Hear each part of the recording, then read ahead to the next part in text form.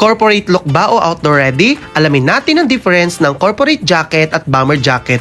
Unahin natin ang corporate jacket. Ang fabric nito ay polyester, kaya magaan, matibay at comfortable suotin. May dalawang side pockets para sa inyong mga essentials. May button sa wristband at ang collar nito ay gawa rin sa parehong polyester fabric. At sa loob naman ay may inner pockets para sa mas secure na lagayan. May double lining din ito kaya mas matibay at mas komportable gamitin. Perfect ito para sa company uniforms, corporate events at professional everyday office wear. Samantalang ang bomber jacket ay gawa sa Mount Fuji fabric na water resistant, kaya perfect para sa outdoor activities at lalo na kapag umuulan.